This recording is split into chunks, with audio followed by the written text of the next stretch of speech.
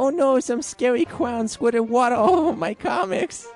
Never fear, son! In Colorado, there is one place to go for all your comic needs. Colorado Coins, Cards, and Comics. Oh boy, thanks Coins, Cards, Comics, man. Oh no, there's a lady hanging off that building. Can you save her? I can't save her, but you can also save 20% by getting a hold slot at Colorado Coins, Cards, and Comics. Oh no, she's falling. Did you know prices are also falling on back issues at Colorado Coins, Cards, and Comics? Thanks for saving me, Coins, Cards, Comics guy. Now I can buy my son the card games he wants and the sports memorabilia my husband wants. That's correct, ma'am. Colorado Coins, Cards, and Comics knocks it out of the park. So visit 6700 Wadsworth Boulevard in Arvada, Colorado. They're open Tuesday through Saturday, 10 a.m. to 6 p.m. And tell them the real nerd sent you. For barbecue that can't be beat, try Birdman Barbecue Sauce. Available and original and spicy. These robust, full-flavor sauces have the awesome power to kick your taste buds in their face. And for that smoking taste on everything you eat, try new Birdman Smokin' Rub. Caution! Meat left unrubbed may suffer from flavor performance anxiety. You can pick up Birdman Barbecue at local area Ace Hardware stores, Ruff's Barbecue in Golden, and the Danny Cash Hot Shop off Broadway. You can also like us on Facebook at Birdman BBQ. On July 20th, a lot of us went to go see the new Batman movie. And it was supposed to be a joyous occasion. In fact, our biggest fan, Alex Sullivan, we know as Sully, sent us a tweet about 3 hours before the movie saying he's getting excited for the countdown to the best movie of the summer. And we went into the movie expecting that as well. While we're sitting in the movie, he also sent us a tweet about 1 hour till the movie starts. This is going to be the best birthday ever.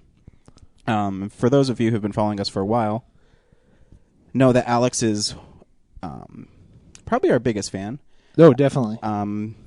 He is a guy who every week would send a tweet to us, send us an email. He would contact me on Facebook all the time. And it's so surreal, this next part, and I haven't talked about it too much since it happened, but I don't really have to reiterate what happened that day. I do remember coming home, and we recorded the podcast at 4 a.m, and my wife came out and said that there was a shooting in Aurora. I didn't put two and two together at first. Well, because we didn't know. I mean, I didn't know where Sully lived. I did know that he worked at the Aurora Movie Tavern.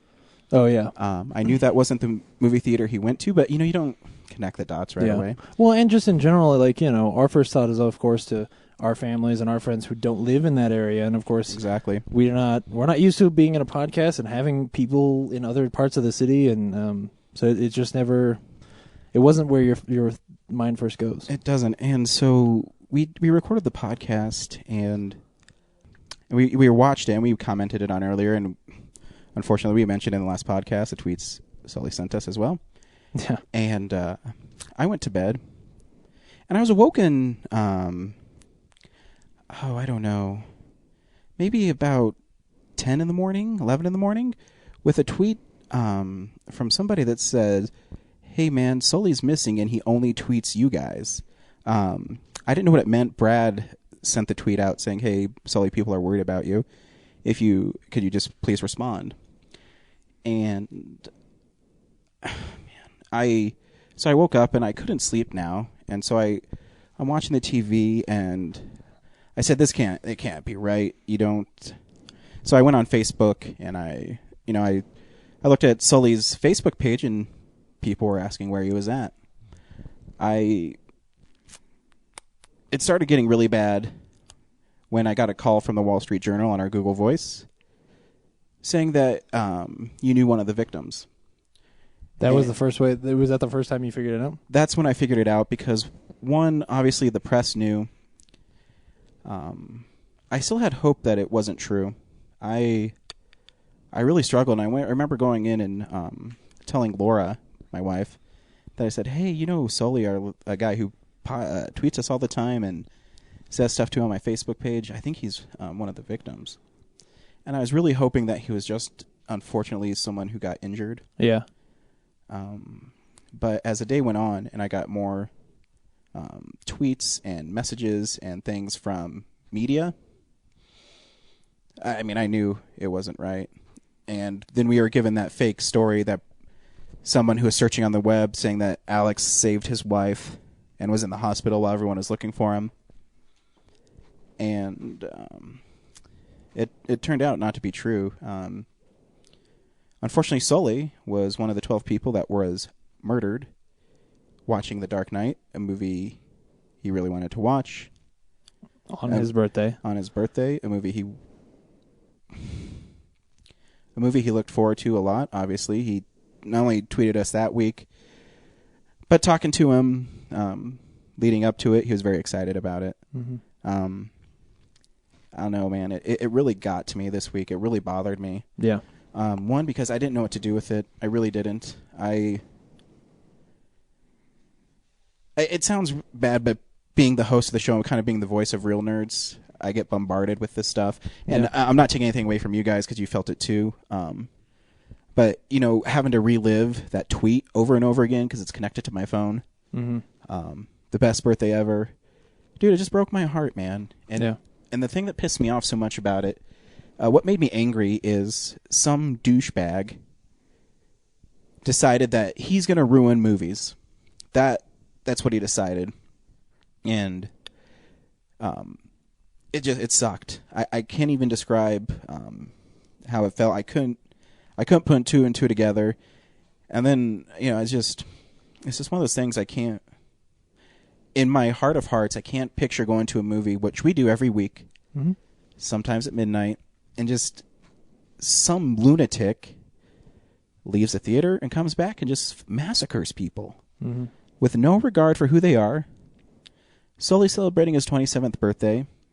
He didn't make it. A 6-year-old child did not make it. Dude, it sucks, man. Yeah. I can't even quantify it. I don't understand. I don't understand people's thought process, and I don't know. I mean, James, you wrote something about it too. Yeah, I mean, Sorry, even now I get all emotional thinking about it. Yeah, no, it's crazy, and it's hard because, of course, we're coming from this place where we only knew this guy for a month and a half, but it was awesome, and we were already, we looked at him as being a part of the show in a lot of ways, even in its nascent development. But I think, man, one of the hardest parts about this whole thing was a couple of days ago on Wednesday, the Denver Post did an article where they were talking about Sully, and they, obviously the guy writing the article knew him personally. It was a great article. It was very good. I suggest that people go and find it. And he kept talking about, there were two specific things that he kept addressing that just tore me apart. One of which was they kept talking about he was the kind of guy who you'd see him and he would give you this big bear hug that would just make everything better. And you guys know me, mm-hmm. but that is my thing. Mm-hmm. And when I heard that, I was like, I not only do I want to be that, but I wanted that hug from him. Mm-hmm. But beyond that, and this is going to be really weird, but we do a movie podcast and that's how I relate to people. But they were talking about the fact that this whole thing of him going to movies on his birthday started years ago when he was a kid. And the first time that they did it was to go see The Rocketeer in theaters, which you guys know I so dearly love. And I was like, well, Sully and I never talked about The Rocketeer. Mm-hmm. He was way into Batman. I wanted to have that conversation with him all of a sudden, and then knew that I couldn't. And it was every time that I read something, it was having this wound that shouldn't be that big. We only knew him for a month and a half. It shouldn't hurt this bad. But every time I would read something like that, and I would learn more about this guy that we didn't know well enough, it was no, we can't. We didn't have enough time. Yeah, I'll I'll tell the story of how we met Sully, because I got a lot of positive response for it. And if you don't read our blogs on realnerdspodcast.com, then you won't know what I'm talking about. So I'll tell the story. And James, you were there as well. Yep. Mile High Comics does auction once a month, every couple months. And they were doing a special one for the Denver Comic-Con. And I decided I was going to go. And I believe you were already there, James. And I came in and the line was really long, which I expected, you know. And so we made the conscious effort to wear our Real Nerds T-shirts. And so I pull into their parking lot there, and I walk up, and this big guy, I mean, he's like your size, James, you know what I mean? He's seriously like 6'4". He was thinner than I was. He'd been working on his shape better than I had. Dude, I'll never forget, I walked up behind him, and I said, "Oh, man, this is crazy, huh? This is awesome." And he turned around with like the biggest smile, and he's like, "Yeah, dude, I love this stuff." And he looked down, and he said, "Hey, what's Real Nerds?" And so I told him we're a podcast that we do every week. We go see a movie, yada, yada, yada. You guys know the story because you're in it. And so he said, "Oh, cool, man. I'd love the podcast." I said, "Yeah, what comics do you like?" He says, "Oh, my favorite character is Nightwing." I said, "Nightwing? Sully, you're wearing an Avengers T-shirt, and your favorite character is Nightwing. That's like brand betrayal right there." And he said, "Nah, dude, the Avengers movie was kick-ass, and Nightwing's my favorite character." And I said, "Oh, sweet, man. So what are you doing here? Are you participating in the auction?" He said, "No, I'm just here. I have a list. My dad and I are looking for some comics and a couple other things." I said, "Cool, man." So as we were walking up, we were laughing because we both had wives and were nerds and all that kind of stuff. And right away, you kind of felt this nerd connection with him. You know what? You guys know what I'm talking about. When someone is passionate about movies or comics like we are, you have that connection with them immediately. Well, passionate about anything, it just spills over. It's hard. Exactly. It's infectious. So we go in, and Sully says, "Well, I'm going to go look for stuff." I say, "Hey, cool, man. Make sure you say hi, before you leave."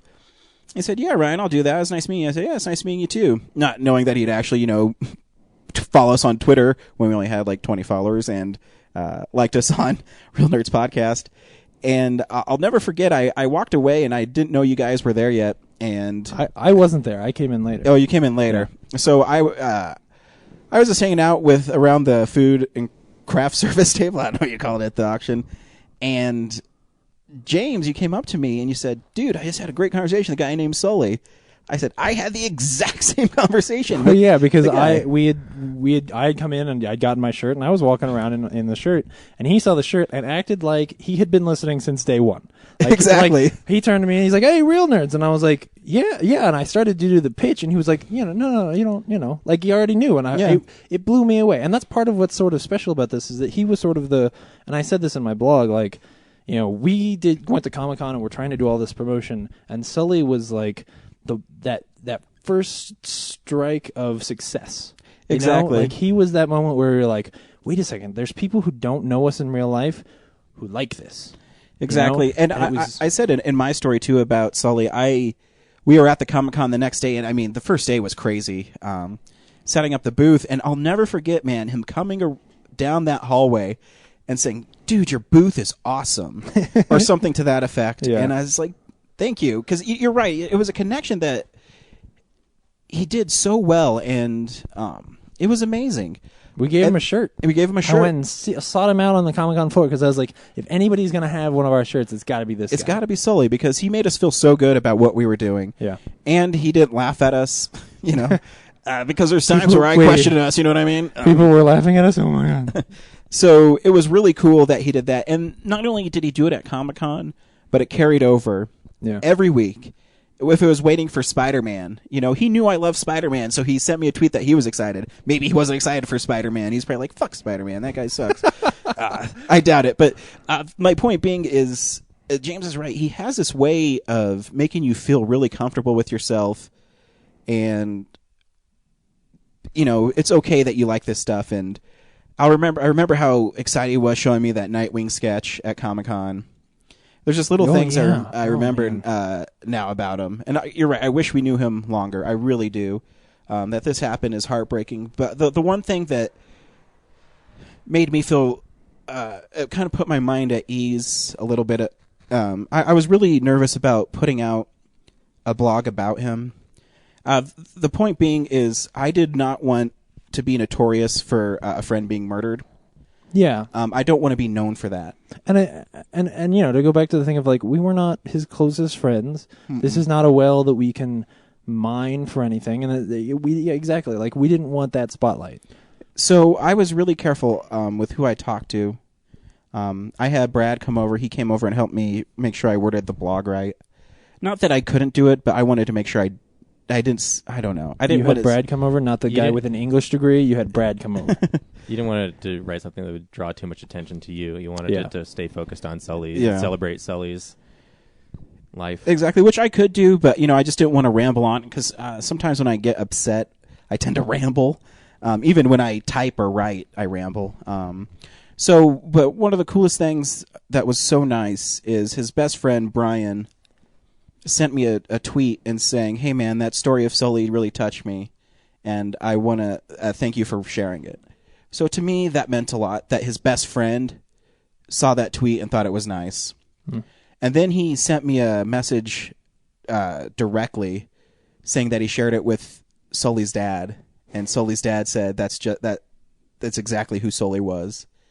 So to me, that meant the world to me because I was worried, and I kind of wanted to write the story so people would stop bothering me. Didn't work, but I wanted to deflect that attention. I said, we knew him, we didn't know him, obviously as well as we wanted to, but I wanted people know that even though we only knew him for a month and a half, he was our biggest fan. Always tweeted us, was always so nice. Always sent me messages on Facebook, the nicest messages. He would send me messages like, "Hey man, what's up?"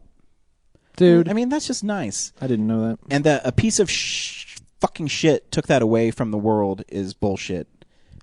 So fuck that piece of shit. I hope he gets anally raped and his asshole gets so wide that this isn't about that. I'm just kidding. Yeah. You know that part out. But anyways, so yeah, this is about Sully. And just so you know, people listening right now, we have a fundraiser coming up where we have fashioned very fashionable rubber bracelets, or actually silicone bracelets. Which you can fashion. That's not actually a way to use that word. Well, whatever. And they're black and blue, like Nightwing's colors. Mm-hmm. They have Sully's name on it, and 720 to remember not only Sully, but the 11 other people that were unfortunately murdered. So, yeah, I am a general manager for Qdoba Mexican Grill.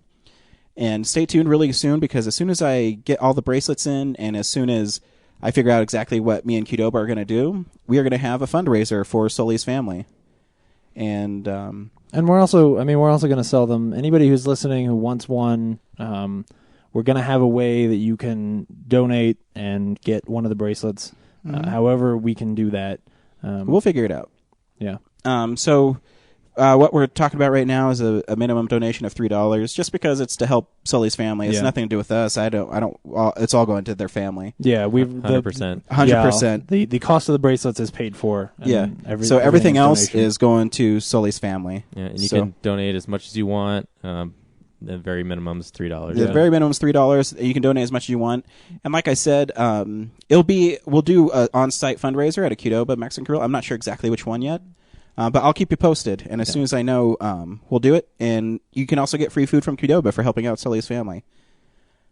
And right now we've got a few hundred. If we sell those out, we'll make. Yeah, more, if we sell them really quick, I'll make more. Yeah, that's not a problem. That's not a problem at all. I want to help his family. Yeah. So people listening, this is a way. The real nerds, how much we can do, is a way I want to honor Sully.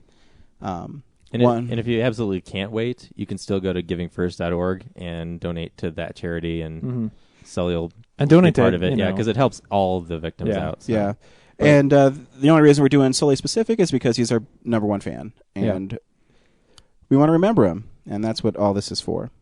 Yeah. My favorite tweet that Sully ever sent me was is we did a review of Brave, and everybody here talked about how good it was. And Sully sent us a tweet that said, "The movie Brave, and it suck ass." So, it was funny.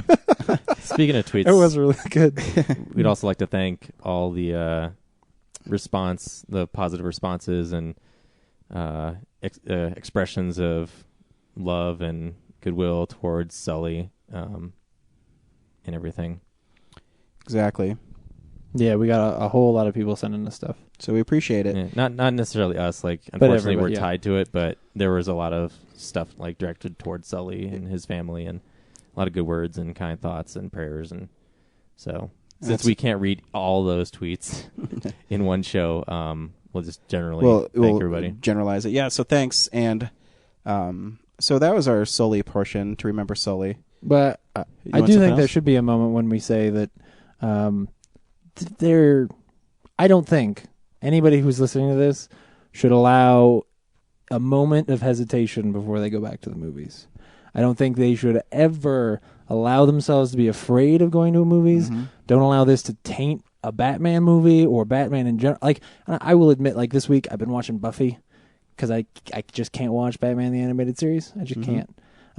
Just because I want to step away from it and not think about it. But, you know, I said this in my blog, like, if we allow this guy to scare us, even though he has been caught and put away, we allow him to have sort of a legacy of terror, which is what he wanted in the first place. So if you haven't seen Dark Knight yet, go see Dark Knight. Or go see Spider-Man or Ted. Or like, there are so many awesome movies to go see.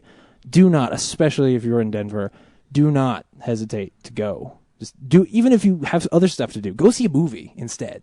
Make a point. Stand in defiance of this guy. Mm-hmm.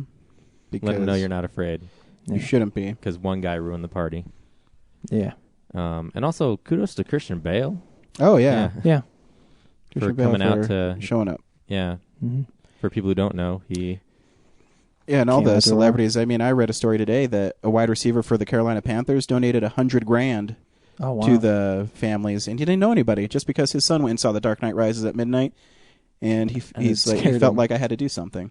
Man. Warner Brothers forked over $1 million to givingfirst.org, and yeah. So, So hats off to everybody that's helped, and the Real Nerds will do their little part. Yeah. So stay tuned for that. So yeah, that was in memory of Sully, buddy.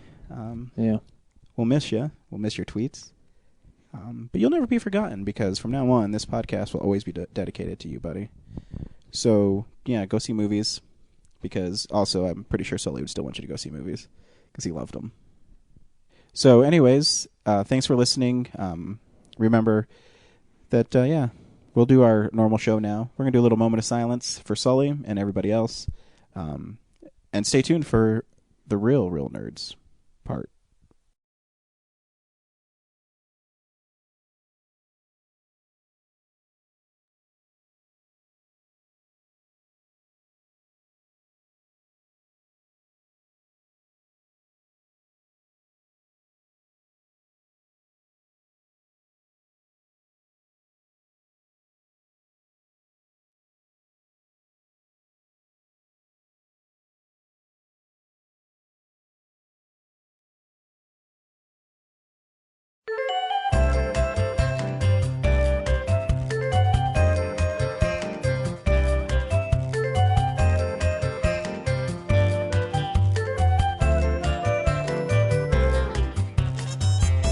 Welcome to...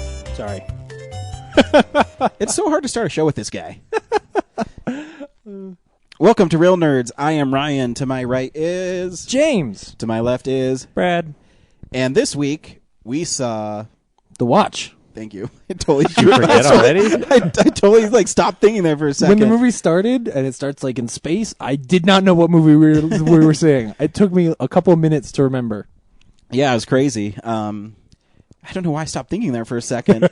So thanks for listening. Hey, there are several ways you can contact us. You can tweet us, real_nerds. You can also email us directly, realnerds@gmail.com. We have a website. Did you know that, Brad? I did. I kind of made it. You did? What's the website address? I'm just checking, make sure. You can either do realnerdspodcast.com, which is our preferred method, or you can go old school and go realnerds.tumblr.com. Both work. Yep, and we also have a phone number, 720-635-7377. Nope, start over. Whatever, you do it then. 720-665. Oh, wait. You don't even know. It's 720-6nerds5 is how you can contact us. 663-7375 is the actual number. Say it one more time because I was talking over you. 720-663-7375. You can call us there. You can also like us on Facebook. Leave some messages there. Some people do sometimes. Yeah. Give us your own reviews. Give us your own reviews. And, yeah, because we would love to hear them. Ask us questions. Talk about your day. Call us dicks. Well, whatever. Yeah. Tell our Especially our podcast sucks. Whatever. If you think that we are wrong, just let us know. Yeah. Please do. So, guess what, guys? Fan mail! So we got a couple fan mails this week. We did. The first one pertains to you. Obviously, you and Russell are butt buddies, and you have some sort of comic you wrote together. I don't know what you're talking about. I can't believe you're even bringing this up. It's such an inside joke. My friend Jason and I in elementary school would draw disturbing drawings of characters called Bud and Scud that would constantly, I guess, this is really inappropriate to talk about, they would murder each other. So thanks for bringing this up. In fact, we should probably just cut this out because it's so stupid. Then what other fan mail do we have? The phone call. So this week, we got another phone call, and it's for the review of The Dark Knight Rises. I always forget the Rises part. I always just want to say The Dark Knight. Anyways, here's that phone call. Hey there, Real Nerds. It's Jesse here again. Just wanted to call in and share my personal review of the movie The Dark Knight Rises.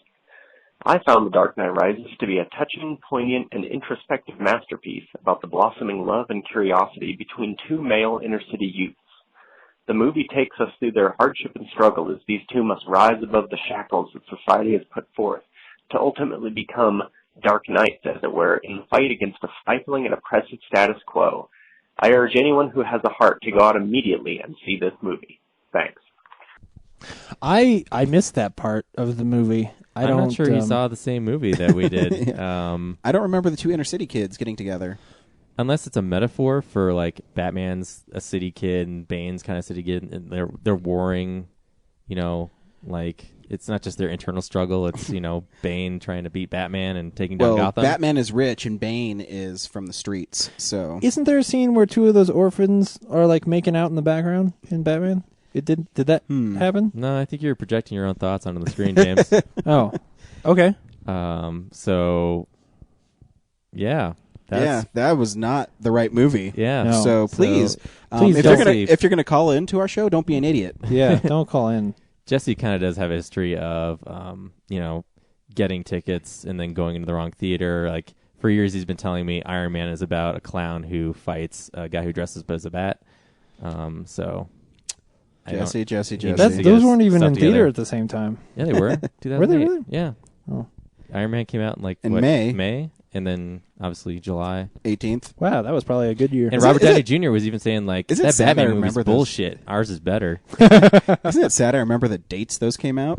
No, it is because they're crazy. so awesome that they would make you remember. Yeah, it's weird that I remember that stuff. I don't remember my anniversary, but I remember that Iron Man came out May 2nd. I remember your anniversary. Awesome. So that was our fan mail. We do have one more piece Jesse. of... Yeah, thanks, Jesse. We do have one more piece of fan mail. On Twitter, Andy Sharp asked, is the watch greater than Attack the Block? Awaiting the input on the next podcast. Hey, guess what? We're not going to spoil it for you at this section of our podcast, but you know what, sir? We wanted to tease you, so you have to listen to our whole show. 2 hours from now. 2 hours from now, you will hear our review of the watch. So, guys, keep that in your brain. That little nugget. Is it better than Attack the Block? I don't know. Keep that in your brain cavity Think section. about it. I already know the answer. Yeah, but you don't want to spoil it. It's No. not like you want to say Rosebud and Hold then it you in, don't have James. Do everything you can. Keep it to yourself. to think about baseball. That was a sex joke. Like what you think about so you don't blow your load is you think of baseball. What? So I wanted you to think of. You guys don't know that old. His wife is surprised. No, I You don't know that, like, you're totally railing chick and stuff, and just kidding. Let's get into some box office numbers. Oh gosh. This is the box office stats. Surprise, surprise! The Dark Knight Rises rose to the top of the box office chart. I wonder how many times people put that in the heading describing the movie. Did they put it in it? The Dark Knight Rises. To the top of the chart? probably every article ever. I anticipated that would happen, so I've just ignored it. You just ignored it. But it had the biggest opening ever for a 2D movie, $160 million, which is nothing to laugh about. That is tons of money. Yeah. And it had a record at IMAX, and which is because it's really awesome in IMAX. If you haven't seen it in IMAX, go see it in IMAX. Absolutely. It's worth the extra money. And even though it didn't blow away the weekend record for just a release in general, it's been doing steady business all week, breaking weekly day records. So, which isn't surprising to me. I actually, I knew the Avengers would be a hard record to beat. I mean, beginning of the summer, man. Yeah, I mean, and you have 6 years worth of movies working into the Avengers. Yeah. So it had a little more momentum going into it. 3D. Yeah, and 3D. Lighthearted. And and Robert Downey Jr. Do you guys know that he's in that? Oh yeah, doesn't he take his shirt out? Oh, dude, you know he does. Yeah. Does he in that? I don't think he does. I don't think he does, but I think that's why you saw it. Yeah, I love the when was it Mark Ruffalo's character Bruce Banner says, "Is everything a joke to you?" And he says, "It is when it's funny." I love Robert Downey Jr. So that was a good line. I need to find more of his movies, but I'm really scared to purchase them. Because you found some awful ones. I've found a few, but anyways. So thanks Box Office Mojo for reporting the Dark Knight Rises box office numbers to us. Go to that website. It's a cool website. And now for Blu-ray and DVD releases. DVD releases and Blu-rays. Light week in Blu-ray and DVDs. We have the Hatfield and McCoys, which I missed, which I kind of want to see because James, you said it was really good. It was really good. I will probably buy that maybe once the price comes down to $20, and then you can borrow it. Awesome. And also, Total Recall again comes out on Blu-ray, but I think they have there's some commentary by Schwarzenegger on it that's really that they made fun of on the internet before. That one? That's awesome. He would say that was The Running Man. The most obvious thing. I guess he must do it in a lot of them. He says, "I'm a construction worker. This is my job," or something. Like he just narrates during what's happening on screen. During those early Schwarzenegger movies, when they were doing commentaries, that's all he would do. Is say like, "This is the scene where I do this. This is the scene where I fight the predator." Then to hell, if you don't like this commentary, then to hell with you. Dude, we do amazing Schwarzeneggers. Yeah, I'm a really good. You guys make fun of Mike Connery, dude. Your Schwarzenegger needs lots of work. It needs to be like this. That actually sounded really good in my head. That wasn't bad. So there you go. Yeah, you should do the rest of the show like that. I am not. Remember when we did a whole podcast as sportscasters and it gave me a headache? That was exhausting. It was. I don't think I could do one as the fastest way to kill a podcast is to do the entire thing as Schwarzenegger. So the last movie that I'm going to mention is something Brad's looking forward to, and I already know how his list for his favorite movies of the year are going to go. It's going to go Moonrise Kingdom, and then Father's Day, which is a trauma movie, is finally coming out after a month and a half delay. 2 months? 2 months, yeah. 2 months delayed is coming out. Well, as far as I know, I mean, I could have pre-ordered it after they'd already delayed it at 3 months, so... Wait. James has it up on the Amazon. Is it 4 or 5 stars rated?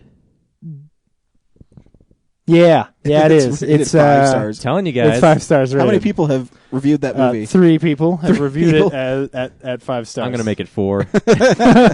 So yeah, no, only 3 people reviewed it. Oh. So Brad's going to share that with us when it happens. Oh, yeah, we're going to have a party. Good. So you can go to Digital Bits and look at all the... Oh, you're going to say something Yeah, else? I can't let that be the last movie we talk about because I can't let a week go by with a release of Sand Sharks coming out, and we don't mention it. What? This is a movie where there's sharks in the desert swimming in the sand, and they come up and eat you if you're wearing a bikini. Sand Sharks. You guys are busting my balls about Father's Day. Look at this guy's talking about. I'm not going to see this piece of shit movie. I just need to see the cover where there's a shark like Jaws swimming up at a lady, but the shark's in the Except sand. that looks like more of a tiger or a mako shark. I can't really tell. No, it's here. a gray shark. See all the extra teeth coming out on the outside? Yeah. Yeah, its nose though isn't. Like actually, what I realize now is it's a shark. It's adapted so that when it swims up to the beach, if you run onto the beach, you're not it's safe. Like Tremors? It's going to swim into the sand and get you in the sand at the beach. Dude, that is terrifying. You're not even safe on the land anymore. That's terrifying. awesome. Dude, $24.99 on DVD.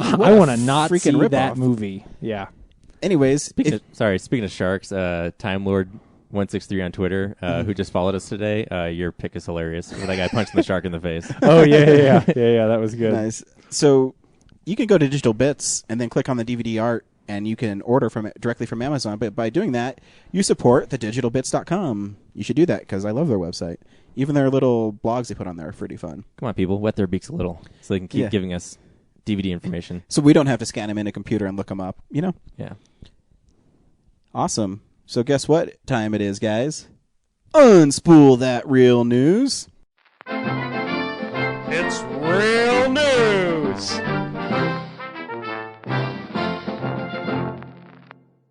James, what real news do you got for me?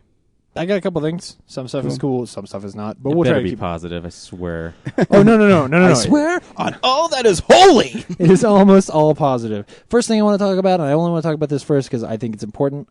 Wild Blue Yonder, which we talked about with Zach Howard. It's a comic that he's doing next year, and is the reason he's taking a hiatus from comics, sort of, or just doing covers for a little while at least. I thought that it was going to be all fully funded and everything, and he didn't talk about this at the con, so I assume this is a new thing, but they're doing a Kickstarter for that book. So they've got about 12, well, they have, as of today, 12 days left. They're trying to get $12,000, and they're just about $8,000, so they're close. But if you heard that interview and you thought it sounded cool, please think about giving them some money. Just if you pitch in like $5, they give you a copy of it digitally for free, the first issue. So if you thought you were going to pick up the first issue anyway, you might as well just give them the money now, and then that way they make the book and you get it. So go check it out. If you go to Kickstarter and just search for Wild Blue Yonder, it comes up, and the art is really cool. And it's got a video with a voiceover by Zach Howard, whose voice sounds like it should be doing voiceovers. It's really good. Yeah. Manly, not like me, where it's kind of, gay.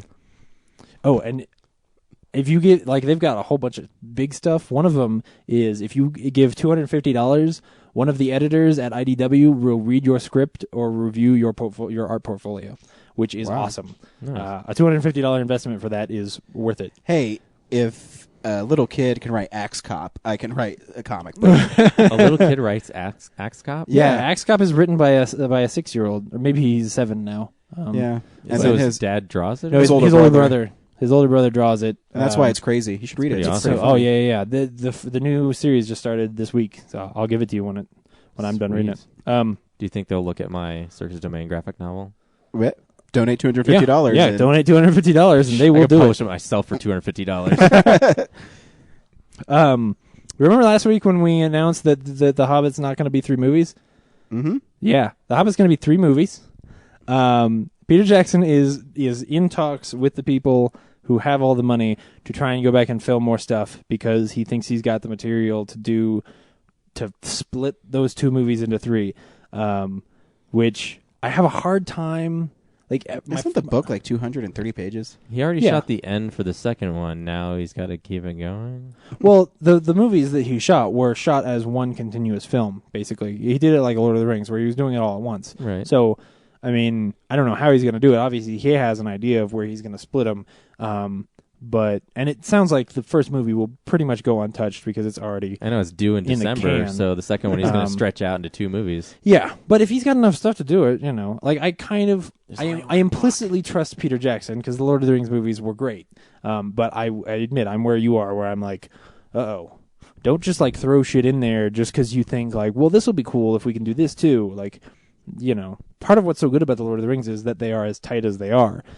People's critiques are when But it there's gets 3 loose and there's so many endings and stuff like that. But there's 3 books to draw from, Yeah. Oh, yeah. He's taking one of them. It's like taking Return of the King and making 3 movies out of just that one Well, book. from the beginning, The Hobbit was, at first when they had said it was going to be 2 movies, they sort of said, well, the first movie is going to be The Hobbit, and then the second movie is going to be an interstitial movie that connects The Hobbit to The Lord of the Rings that will be drawn from all of the other stuff that's in the Tolkien universe, as if they were making up their own story. And we really don't know where that... walking? Yeah, no, we really don't. Anyway, we really don't know where the line's going to be We're going to drawn. walk through 200, 300 years. God damn. Those movies are good. I don't care. No, what you I guys think the say. movies are great. They're a great achievement. It's just I haven't watched them since they came out. Oh, really? Really? Yeah. You Wow. should check them out. I'll lend you the Blu-rays. They're beautiful. The Fellowship's the only one I've seen like multiple times. Yeah?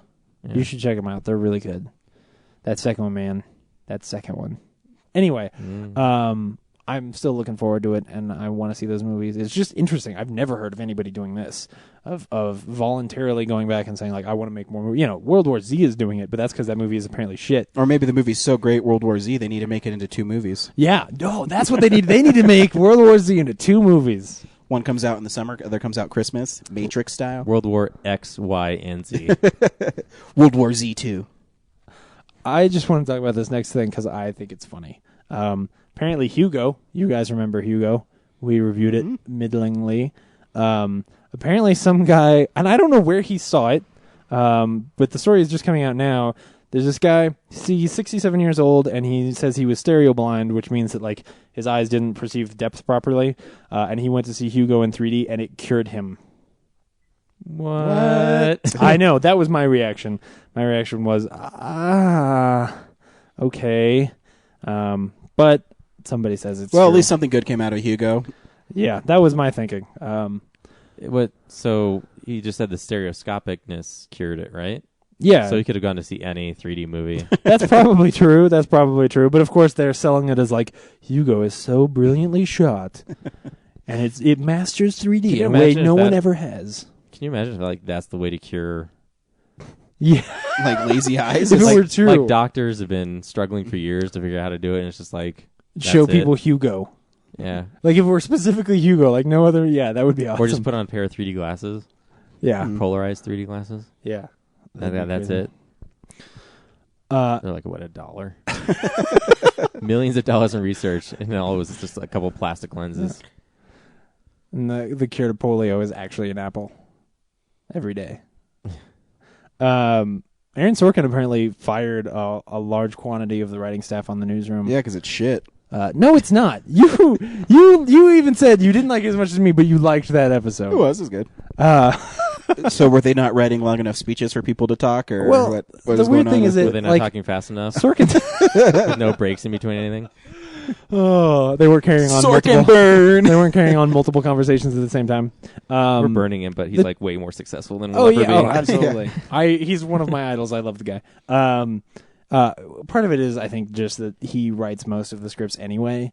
So So he wants all the money, so he's a greedy son of a bitch. No, I mean if they're not doing anything, The rest of you can't do this as well as I can. Or maybe after he wrote Moneyball, he's like, I don't need these high-paid writers in my room. I can get their brother for a reduced price and have them churn out at least the same quality. Like Jason Giambi and Jeremy Giambi. right? in- Yeah, in yeah, Moneyball. yeah. Anybody? No, Anybody? Moneyball joke. He walked in the room and was like, "The problem with you writers is you don't get on base." I really am not afraid of that show going bad because again, Aaron Sorkin's the guy who writes most of the episodes. So why anyway, did he fire him then? They're not saying like, some camps are saying that he really was mad about it and whatever. But like officially, HBO is coming out and saying like it's not a big deal. This happens all the time on new shows, like which is true. Like Walking Dead fired its entire writing cast after the first season. Like it just happens, and especially when you have a guy like Sorkin who is. Has a vision that he wants to see, he's going to be nitpicky about the way that, which writers are there and which ones aren't. So it doesn't bother me too much, but people who have been following us because they like the newsroom or also like the newsroom will be interested. And you're already guaranteed a second season, so I want to... Yeah, exactly. Yeah. They canceled The Killing, and that's all I have to say about that. No one watched. Yep. Probably a good thing. More money for The Walking Dead and Mad Men. So... but in good news, Fox has decided to do a show with Dan Harmon, who obviously got fired off of Community. I'm excited about anything that he does after this. That's kind of the cool thing about, him leaving Community means he can go somewhere else and do something else good. As sad as a new season of bad Community will be. But they haven't said anything about what it is, but it'll probably be good. Mm-hmm. And then the last piece of news... is that Warner Brothers was talking about pushing Gangster Squad back a couple months. They pulled all their trailers from in front of Dark Knight and other movies for the next month or so.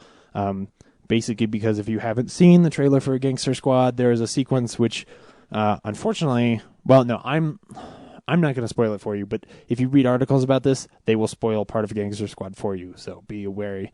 But there's a sequence in the movie where some gangsters attack a movie theater and fire on the audience, and then walk through the theater the screen. Let me say, I think it's a really cool shot scene, and I was excited to see that movie. And as oddly close as that will be, when I see it, I will probably still think it's cool because I know that movies are not real. But I think it's still in good taste for them to push it back a year. It just sucks because, Ruben Fleischer, I was excited for him to do a movie that wasn't about zombies, Or pizza delivery guys. Or pizza, yeah. Something that wasn't a comedy. I was excited for that, and it looked like it was going to be really cool. And it's a shame that it's one more thing that sort of suffers because of this whole thing, but it's the right thing to do, Yeah. They pushed Collateral Damage back till 2002 after, 9/11. You did And leave that movie out did so another well. news. Oh, did I? Dude, Rupert Saunders and Kristen Stewart are a thing. And it's caused Robert Pattinson to leave their house they shared. Yeah. How are they going to go on Twilight press tours together? How? That's actually, dude, you bring up a good point. I can't wait for those press tours. That's going to be so fun to watch. If they have to, if they're ever in the same room together. that'd be sweet. They've got to be, because they got to, walk down the red carpet together. No, they do. Put Of course, on a the truth is, smile and talk about how much they love working together. It'd be like those old DVD EPKs where it's like, oh man, working with Robert Pattinson was a joy, and then it cuts to Kristen Stewart. I loved working with who's the guy who directs it? Bill Cundon. It was awesome. It'll be like the Regal first looks that you see. Yeah. Oh man, More talking points than a political person. The truth is, they'll probably think it's great because the people who love Twilight will probably love the gossip around the movie, and they'll love when they walk down the red carpet and they don't walk next to each other, and the drama's so good. But you can never tell if she's upset or not. No. Her face never changes. That was the news for the. So was The Hobbit hate the her. only actual movie news you had? Was No. everything about TV? No. What? No, there was the thing about Gangster Squad. You're a jerk.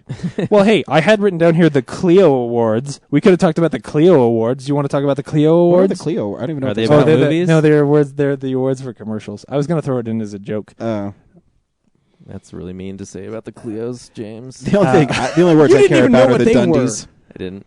Uh, But now that I know what they are, I am sad that you have disparaged them. Oh, because last week we bored everybody by talking about Emmy nominations for a minute and a half. So I figured, we'd bless the Clios with some promotion. The Cleos, check it out. The Clios. What channel? TV Guide channel? I have no idea. Find them on the The internet. commercial channel. I After don't the watch. show. And this is the Bud Light commercial that won most appealing to young men 18 to 34. I just want to thank my storyboard artist and the director for having a clear vision of what this Bud Light commercial really was. I want to thank my wife for giving me the little nugget of an idea to To have a girl in a bikini dance with pom-poms while I ran down for a touchdown. Thank you so much. I miss you. Man, that was awesome. I should be part of the Clio Awards. See, I was right. We should have talked about the Clio Awards. Yeah. I don't have any of the winners here. Now it's time for everybody's favorite part of our podcast, stuff we've been watching. Oh, wait. I'm not going to do that yet. I'm going to do the comic book corner Oh, because I'm going to do something different. I'm going to mix it up. tickle your ear pussy. I stole that from Kevin Smith. Oh gosh. Of course, then Brad's just going to cut it all back together the way he wants it. I know, right? He'll probably just cut out my favorite thing Brad ever cut out was I watched two things. He tells one, and then it just goes into the next segment. Well, the second one was stupid. It was. He'd been now watching all the Twilight movies, and he finally caught up. He with was, the and he next said, How dare you? I listened to both commentary tracks, the one with the director and one with the special effects team. I want to know how they got those wolves to talk in that movie. one. Holy crap! Do you think there are commentaries with Kristen Stewart on them? I don't What do know. you think they sound like? This scene, I was walking through the woods, and I was. She's like the quiet Schwarzenegger. She describes what Yeah. she's doing. Every day on the set's a party, and it rocked. And you guys are awesome. I love you all. That was just like her. Wow. I was mimicking her MTV Movie Award experience. Yeah, back exactly. Brad, Rupert Sanders really wants to have sex with you right now. Totally. He wants to. Maybe I'll get in the next Snow White movie. Yeah. So you can have sex with Rupert Saunders? If you're gonna have sex with a Redhead director, is Snow White and Snow White and the director. Oh man, that was good. You were supposed to show our tapes, turn them into a movie. Who's your favorite new kid? Call me Joey. I feel like if you're gonna have sex with a Two Kevin director, Smith references in one podcast moment. if you're gonna have sex with a director, don't have sex with a first-time director. Have sex with somebody who's gonna have a career after this. Well, you know, Snow he's- White was his first time. yeah. A lot of commercials. I'm going to knock on Spielberg's door. Exactly. That's who you have sex with. Comic Book Corner. Sorry, Kate Capshaw. What's up, nerds? It's the Comics Corner. So, you know how much I love Spider-Man, and usually my comics are superhero ones. This is a superhero one that I think everybody should pick up because it's really well done. And it's called The Rocketeer Adventures. Two, because they've already did the first one. The Rocketeer Adventures are basically, you take really famous comic book creators, and they each get about an 8 to 10 page story in The Rocketeer, and they just tell little self-contained stories, and they're really clever and really cute. And the covers are done by Darwin Cook, so the covers are really cool.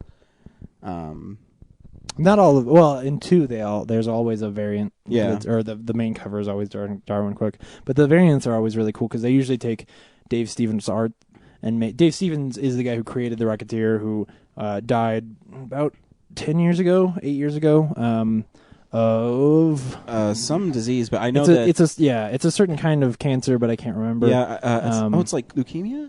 I think it's a specific leukemia though. But every book you buy also donates money to his foundation. Yeah, and so. in fact, the whole thing is a like a not for profit venture where they approach these artists and these writers and they say like, hey, will you do a Rocketeer story so we can put it in this series? So, and it's really cool. My favorite one is the Rocketeer is on the way to, what's his girlfriend's name? I always forget. Betty.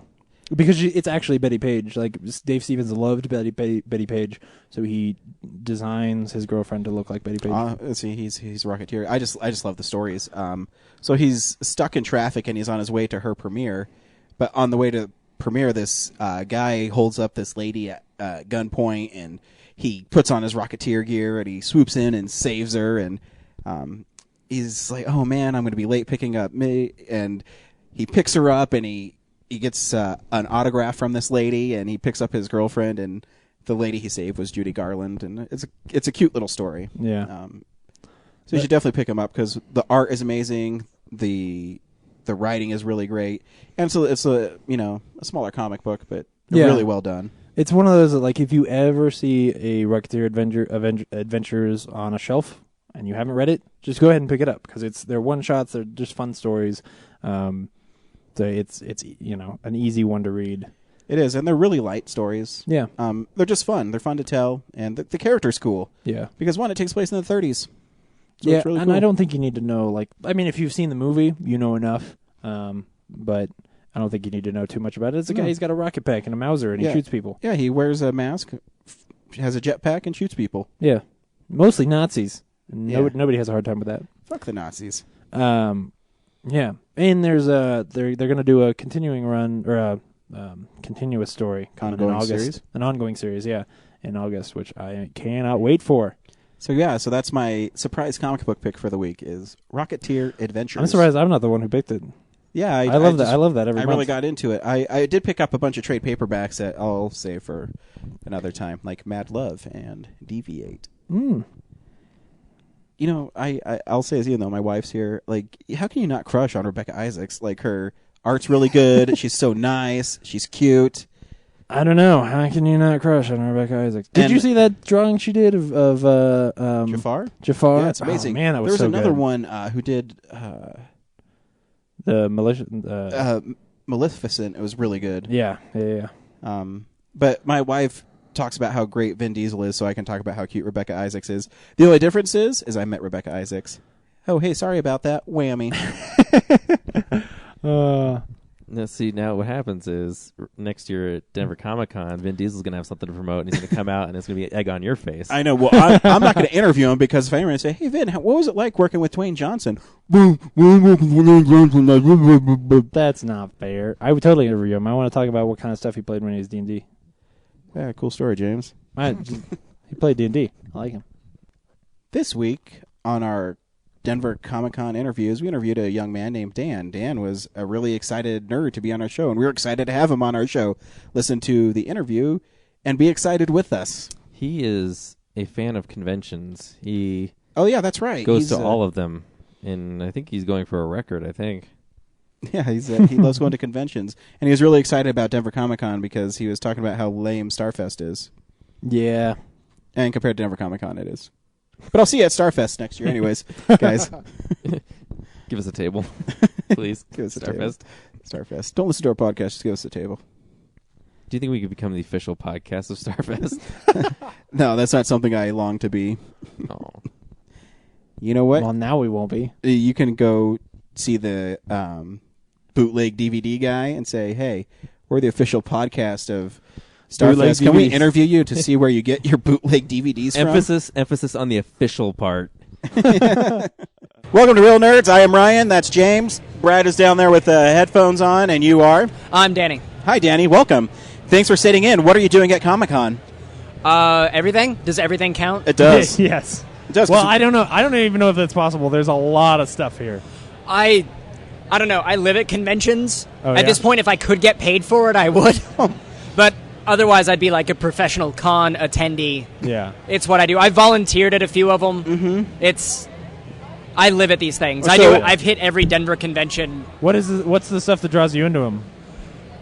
I don't know. I love being a nerd. And, like, in general, I don't have like a favorite thing. Like, I sort of figured out I was bad at sports, and then so I set out to become the world's greatest nerd. Yeah, I'm like, I'm not good at football. I must really like comics. yeah. No, I'm an equal opportunity nerd. Yeah. Like, I don't like Star Trek over Star Wars. I do like Picard over Kirk, but Yeah. that's as far as that goes. It's Understood. I like everything. Yeah.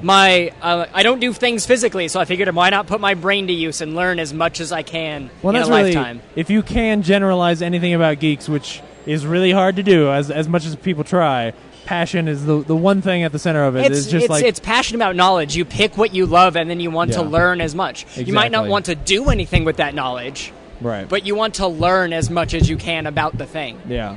I agree. And so, is this your favorite convention you've been to in Denver, or what's your favorite convention? It's the first Comic-Con, so I can't really judge it by my favorite convention yet. It's Yeah. probably the biggest I've been to. Yeah. This completely eclipses the rest of them, no lie, for size. And it's got a lot of great guests, but I don't know. My first convention, Non-DesCon, which is an anime convention, Right. that's probably still my favorite just because I have more memories there. Mm-hmm. God, but this one's great. I love Comic-Con's great. I've always wanted to go to the San Diego Comic-Con, but, money, so... Yeah, you can never do it. What did you see this week that was really like... Oh, they're doing it early.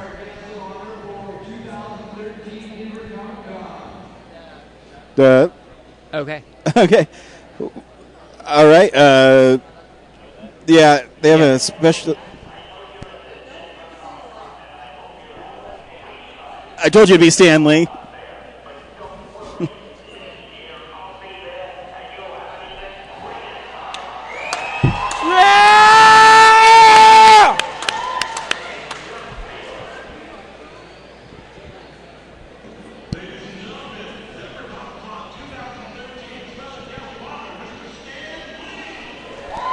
All right. Live right now at the Denver Comic-Con, they have announced that next year's guest of honor is Stan Lee. All right, well, then that automatically buys my next year's ticket. Yeah, totally. Can we buy them now? Do you think Real Nerds will be able to interview Stan Lee? Excelsior! That'd be bitchin'. Oh, yeah, No that'd be lie. awesome. Yeah, what? I don't know. Now he's just interrupting us on purpose. Yeah. Anyway, so yeah. So what's the thing that you've seen here that really like blew you away and made the con for you? I think it's Stan Lee at this I think point. now it's Stan Lee. It's Stan Lee. You know what? Some of the costumes and stuff are really well done. The James Marsters panels in the main events, those were awesome. Did you go to both of them? I just went to yesterday's. Oh, okay. Oh, I moderated the one today. So you missed me. I did. I will tell you this about James Marsters. He smells amazing. I would assume so, actually. That's like what I'm telling everybody. know. It's like a weird thing to say, but I couldn't believe it. I don't know. Yeah. I don't know. He seems like an awesome guy. He's So. very nice. Oh, he was Yeah. so cool. A lot of good costumes from all my favorite fandoms, and Yeah. it's good stuff. I've been traveling back and forth between this and then the Denver Pride thing, so because I have friends and stuff. It's been a busy weekend. And how was Pride Fest? Awesome. Yeah, my wife was bumming because she couldn't go. It's like 3 blocks away. I know, but was it huge? she's in charge of being at the booth when I'm not here, so All right. I have to Today send we her were out. She's not way here a cuter lot. than me. Was it huge this year? It's always big. Yeah. Denver Pride Fest is the 3rd biggest Pride Fest in the nation. Really? Oh, wow. And 5th largest parade. Wow. So we're actually one of the only ones that have 2 days. Oh, it was yesterday too. Yep. Oh, okay. I didn't realize. And were you in the We- parade yesterday? The parade was today. Oh, and no, I thought this was Oh, the yesterday. parade I was in the This parade a was couple today. years ago, but I did not want to get up at 8 o'clock. No, it's understand. Well, we did. Yeah. So, it So doesn't I'm count. good. we had to be here. So, cool. Well, what are you? Is there anything you're doing online? Is there anywhere people can find you if they want to? Anything you wanna Facebook pin? or Star Wars: The Old Republic. That's pretty much it right now. Cool. Cool. Do you have a handle we can find you on the Star Wars of the Old Republic? You'd have to be on my server, YoungMa, JUNG space MA. It recently got a giant influx due to the free server transfers that just came out. Oh, so, yeah. And then I'm on there, but I have like so many characters. Oh, okay. Yeah, no, if I'm not at conventions, I'm playing MMOs. So if you're not at conventions, then we really can't find you then because you have so many different characters. Well, yeah. So what you're saying is we'll just find you at the next con. Yeah, no, for sure. next con, which I don't even know what it is at this point. I think Mile High. No, Mile High Con? NDK's in September, and I don't think anything comes before that. Oh, okay. Non-Desk Con. I don't even know what that is. You're more knowledgeable than I am. I go to every Denver convention. Non-Desk Con is an anime convention in September. I know absolutely nothing about anime. I know everything about everything, so Good. So maybe you're a good person to talk to if I show up there and say, "Hey, if you what's that spiky-haired guy doing?" I'd be like probably yelling at something or sleeping with something. Sounds about right for anime. Yeah. Of all the anime I know, Ninja Scroll. Is that not a good anime to like anymore? I have no idea what No, that is. it's legit. I'll give you that. I don't know a ton of people that straight up go with that one. I like the rock guy when he takes a machete in his head and blood flies everywhere. It's pretty cool.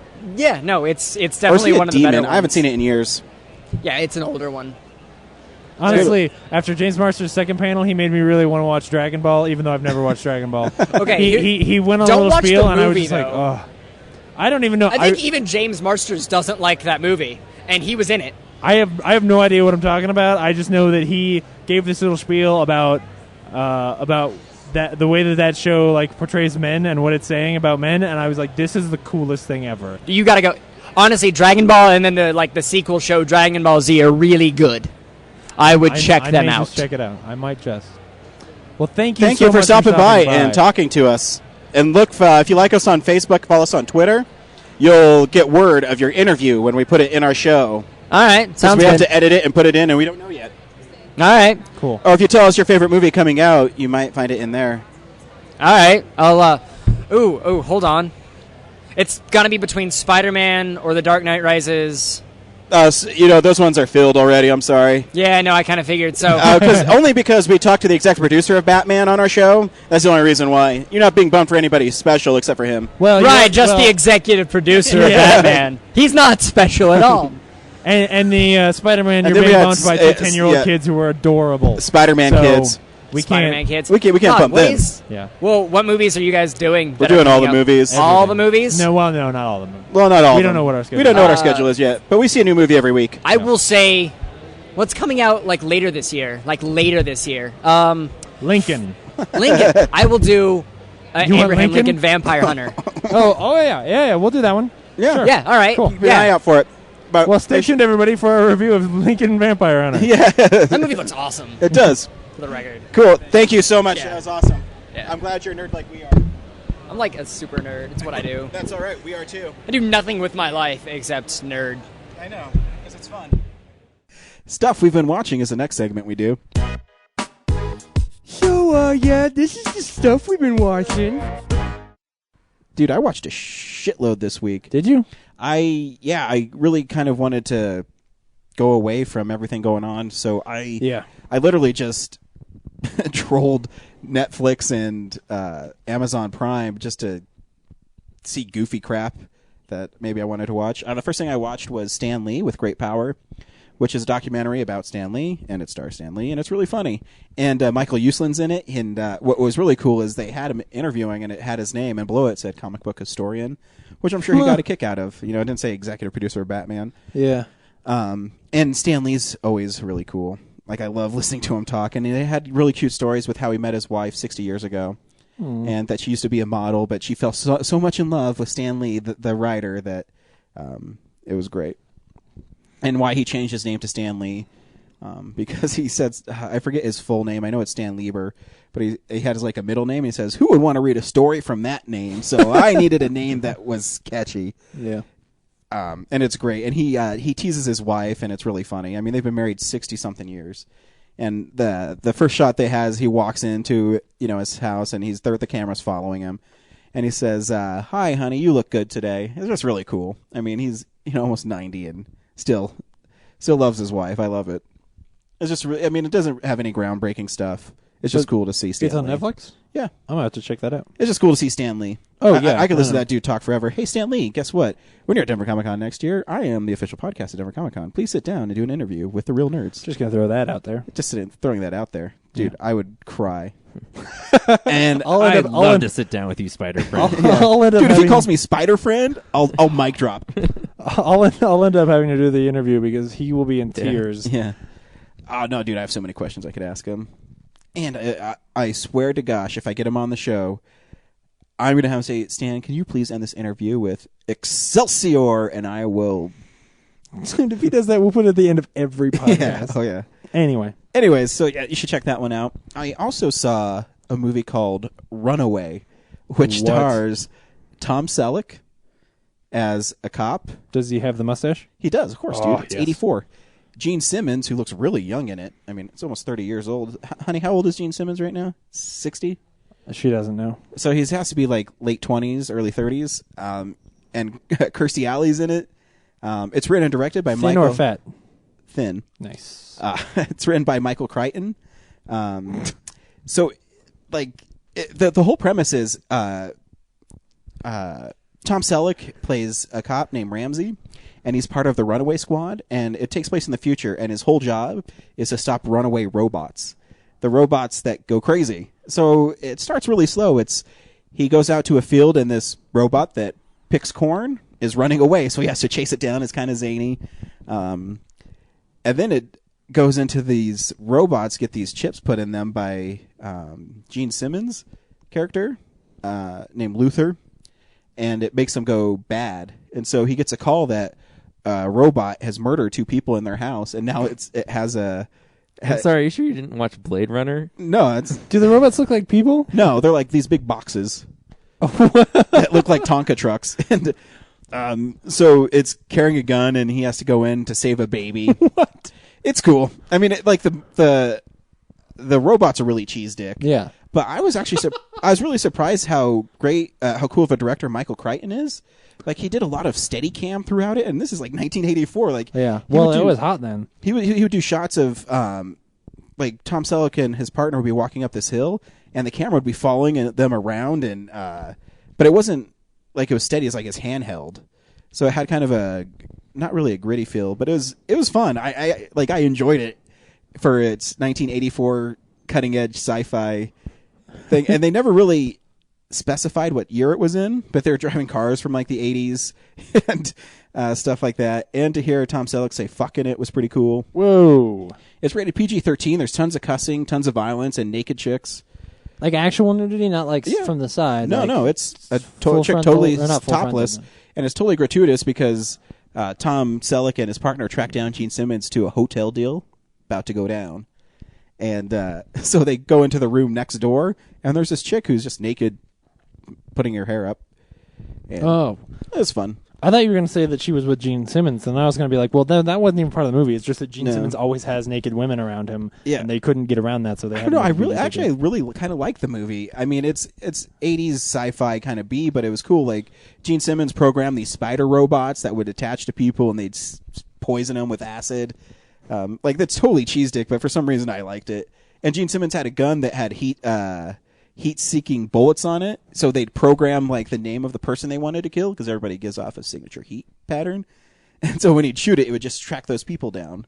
It was, So I think everybody should watch Runaway. I liked it because that's crazy. So Harrison Ford gets Indiana Jones, becomes Harrison Ford. Tom Selleck doesn't get Indiana Jones, does the movie Runaways. He did just Runaway.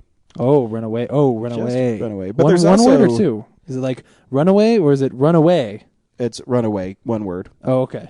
But there's even some funny scenes where he talks with his son. Of course, his son gets kidnapped by Gene Simmons, but it's just there's cool interplay with him and his son. And I think Tom Selleck is actually a really good actor. Oh yeah. I believe him that he's this cop that has to fight robots that run away, part of the Runaway Squad. And Kirstie Alley is like the secretary for the company. There's some really cheesy moments in it, but I forgive it because I kind of like that kind of stuff. In the end, did you find out that Tom Selleck is a robot? He was not a robot. Oh, maybe that's in the director's cut. Maybe the extended cut. Yeah, there you go. But he does get acid in his Or the face, final but he's cut. able to fight through it, guys. On both sides of his cheek. Right there. You can't see it, but I'm pointing on my cheek. Does it drip through his face? Or is No, two it like drips? burns it, and he has like these cuts, and his face turns like black on one side. Oh, that's messed up. Then he goes like, "Do you want to know how I got these scars?" So yeah, check it out. It's streaming for free on Amazon Prime right now. Yeah, not going to do So that. that was fun. You're not going to do it. I just told you to watch that movie, James. I watch every movie you tell me to watch, That's not true. except I'm never going to watch one movie you said. I don't know. There are plenty of movies I've told you to watch. And the last thing I watched was Don't Be Afraid of the Dark, which is a horror movie that was shot in 2010 but wasn't released until 2011, starring Katie Holmes. Is that the Guillermo del Toro one? Yeah, okay. And it has a lot of his kind of thing. It's The basically one with the tooth fairies. Yeah, a fairy tale of little tooth fairy goblin guys that attack children and things. I mean, there's some creepy parts in it. I mean, the movie is okay. Is the monster design cool? Yeah. Because that's pretty much why you go to a Guillermo del Toro movie. Yeah, I mean, I thought they looked really cool. The problem is on Netflix, so it's dark, so it's hard to see. Oh. The video quality wasn't very good, and that's Shoot. Netflix's fault. I'm sure on Blu-ray it probably looks amazing. But yeah, I mean, the story is really good. The little girl in it, what was her name? Bailey something, was really good. Because the whole way to the movie is basically depending on this little girl being able to carry being scared and not wanting to be there. I just wish it didn't have so many cliches. Her father is Guy Pearce, and of course he doesn't believe her. And she doesn't like Katie Holmes' character, who's Kim. It's like her stepmom, so they don't get along good, but her stepmom believes her. And so it's just, some of that hokey stuff. But like the monsters are really cool.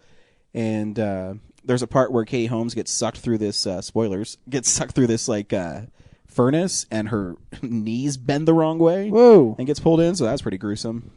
Man. So yeah, you could watch it if you're bored one night. I bet Tom Cruise is like watching that scene and repeat. Totally. And then he's like running after it, because Tom Cruise is really intense when he runs. he's Maybe he just watching- has it on a treadmill and he's like, Yeah, he's watching it on his phone as he runs. yeah. So yeah, that's what I watched this week. You should see Runaway. James, what did you watch this week? I watched. No, I totally forgot something. I'm sorry. Okay. I saw Batman and Robin. Whoa. Yeah, I was at work and we were really slow, and for some reason we're getting Encore at my restaurant, and one of the movies was Batman and Robin followed by GoldenEye, so I watched them both. And the Batman and Robin, it's not good. But there's parts in it, like I don't think the sets are bad in it, and I don't think Schwarzenegger is the worst part in it. No, I actually no. think Uma Thurman's the worst part of it. I would agree. Because her Poison Ivy is just annoying. Or that betrayal, or that version of Bane. Looking at that version of Bane, where he is looks just like a balloon, offensive to your eyes. especially after The Dark Knight Rises. Well, yeah. So Because Bane is supposed to be an intelligent character, not just a blunt instrument. it was. He's not a henchman. Yeah, exactly. It was really weird watching it again because it seems like they just had a bunch of scenes Yeah. that they just cobbled together, and then at the end they're like, "Oh, I guess we should have Batman fight Mr. Freeze and Poison Ivy," because who was a scientist who wanted to kill Poison Ivy and then she got sucked in the ground? I forget his name, but he was so over the top that it was stupid. Do you know what I equate that movie to? And you probably didn't see this movie, but I did.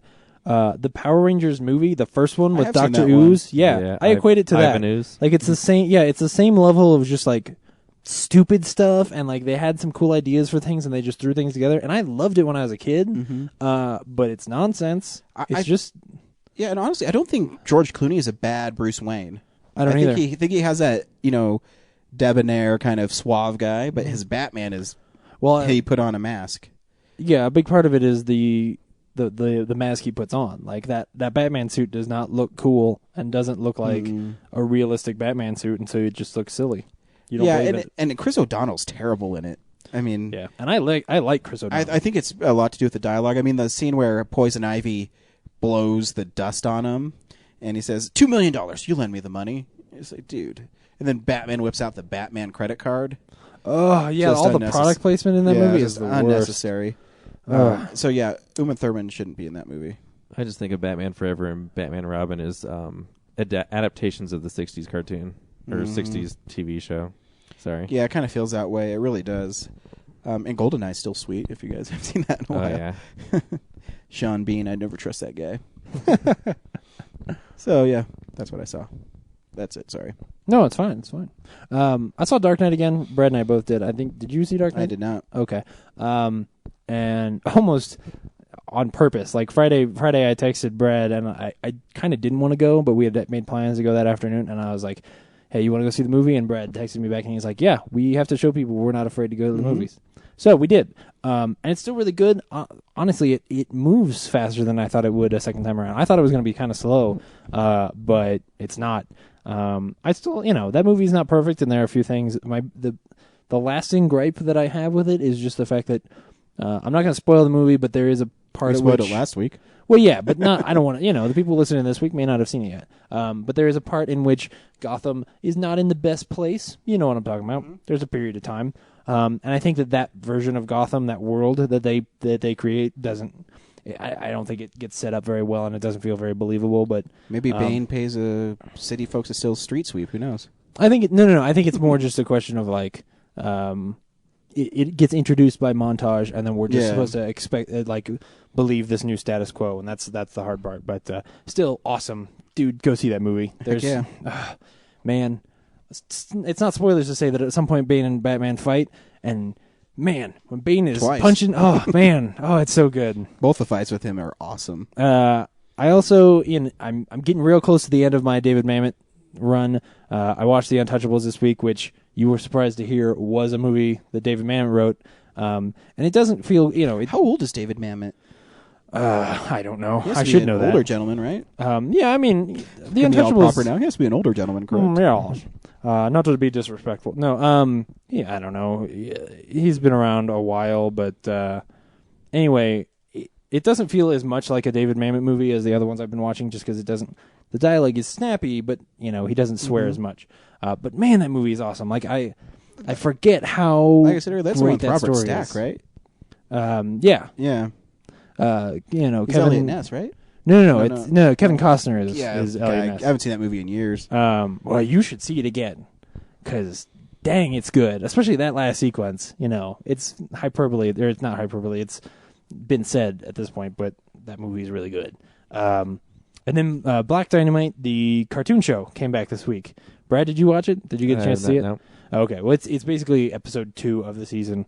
It was really good. I liked it more than the first one, in fact. Nice. Yeah, I enjoyed it quite a bit. I'm almost surprised at what they're able to get away with on that show. I mean, it's Adult Swim, so it's not like it's really a cartoon show. But, I mean, the whole episode is about one of Black Dynamite's friends, or a prominent porn star gets killed, and one of Black Dynamite's friends becomes a porn star so they can figure out who killed the porn star.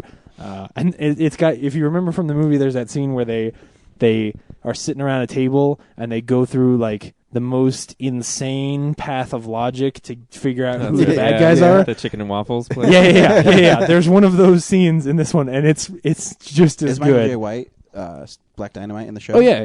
He's the voice of Black Dynamite. Nice. It's good, and I think there are even a few things in this one that were callbacks to the movie. Like there is a scene where he gets mad at a guy who's holding the boom mic, and things like that. Nice. Yeah, it was really Watch good. that movie again.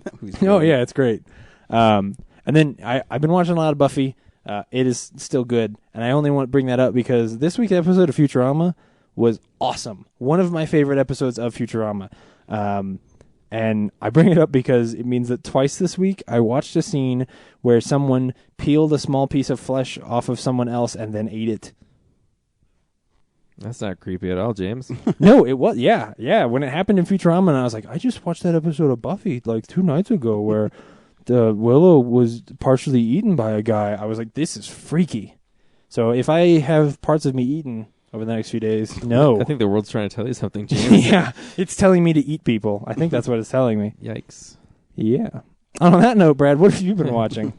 It's interesting you say that you want to see Black Dynamite again because it's playing this weekend at the Esquire. Is it really? Oh, man. So I think I'm going to go. At midnight? This week? Like tomorrow? Yeah, Friday. Oh, yeah, tonight and tomorrow, yeah. Oh, okay. But as for what I've been watching, I was immersed in Batman this week. I saw The Dark Knight Rises for 4 times, so 3 since you last heard me. And beat my Spider-Man record. Yeah, and it's gonna keep going because I think I have to go to 12 to beat my Dark Knight record. Are you gonna try to see it 13 times? Yep. Wow. Go. I don't the remember. real nerds are impressed. I don't remember if I beat because my Star Wars Episode 1 is 12. I don't know if I did the Dark Knight with that because I think you saw the Dark Knight more than I did, and I was in the theaters. Disappointed in myself. Yeah. Maybe. I think you're battling me at one point. You're like, I'm going to see it more than you. Because I like this movie more than you. I'm like, that's not true. That's not true, you fucking dick. Anyway, yeah, and like James was saying, the 4th time, that movie just flies by. For 2 hours and 45 minutes, like I never feel like I'm just like, oh my god, how much longer do we get through this scene? Because there's always something happening. There's always something cool happening. It's just amazing. And I feel like the stuff that is a little bit jarring the first time, where you're like, wait a second, how'd this happen? Because you know it's going to happen, and you understand why, it doesn't bother you as much. Yeah, you don't sit there nitpicking like. Yeah, exactly. You're just like, okay, well, I know where it goes, so I'm just gonna go with the flow, and it allows you to go for the ride better. Yeah, and I think the one I saw with you had a better sound system, so I was able to hear dialogue from characters better, and that helped flesh out some of the story. So, just if you haven't seen it yet, for the parts that you weren't asleep for, because what he hasn't told you is we saw it at midnight, right? Mm-hmm. And then he got home probably around 7:00 in the morning. No, I didn't go home. He went straight. I finished to editing the podcast. I was on my way home, and I was like, I wonder when the next showing is going to be, so I can kind of plan how much time I have. And then I saw they had an 8:00 showing. Oh, so I didn't make that one. I went to the 9:00 one, and then I saw that. Then I got bombarded with the whole tweet stuff. Well, but you edited the podcast in there, so you before I went to that 9:00 show. Right. So you went home, edited the podcast. I didn't go home. He stayed here with me. Oh, really? Yeah. Oh, wow. I stayed here, edited the podcast. Yeah. Then I went to the post office. Then I went to see the movie, and then I got out, answered a bunch of tweets. And then you contacted me. And I was like, well, I'm not going to go home for 2 hours and then come all the way back out to Denver West. So I was like, I'll just stay in Denver West until you showed up. And then saw it for my 3rd time. And on Monday, I saw the 4th showing at the Greenwood Village, which was packed. And also the first time he was awake since Friday evening. Yeah, no, I didn't. That's crazy. After I saw the movie with you, James, I came over and did some stuff with Ryan pertaining to the podcast. Ooh. So I was up for a long 2 days. Yeah. I'm training for the 48-hour film festival. That's film what project. it is. That's what it is. Getting my immune system up. Anyway, that's total deviation. So Dark Knight Rises, go see it. It's awesome. Then I rewatched the 1989 Batman.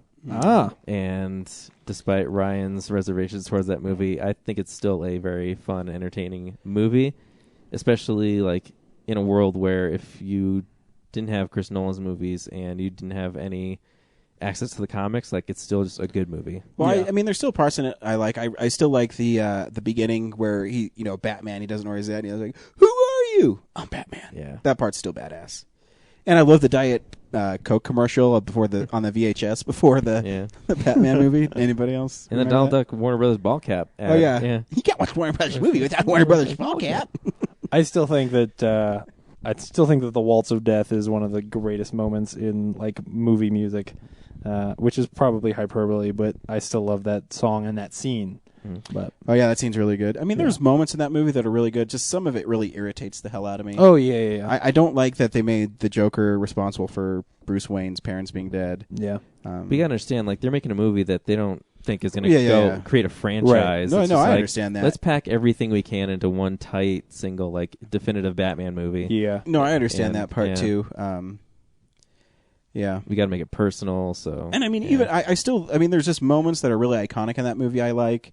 The rest, some of the movie I can't stand. I do like when Jack Nicholson's Joker finds out that he's the Joker and there's nothing else he can do about it, and he starts laughing and he breaks that mirror. I think that part's really cool. And when he shoots Jack Palance's character and he's dancing and shooting, I think is really interesting. I like when Batman crashes through the ceiling of the museum and then I don't, takes because her you out can to see the... the strings holding him. That's his string. Like, that's Batman's string. I so. don't think so. And then they reveal the cool Batmobile, and Yeah. there's that whole chase thing. And one of the things that I like better about Tim Burton's Batman than Chris Nolan's is that Tim Burton actually treats Gotham City like a character in the movie. Mm-hmm. Like, his Gotham City feels more true to the comics than Chris Nolan's. Like, Chris Nolan's it's too real. Yeah, it's Chicago. So yeah, it's like Batman Begins, because of the Narrows, feels a little closer to like it being a comic book movie. Yeah, absolutely.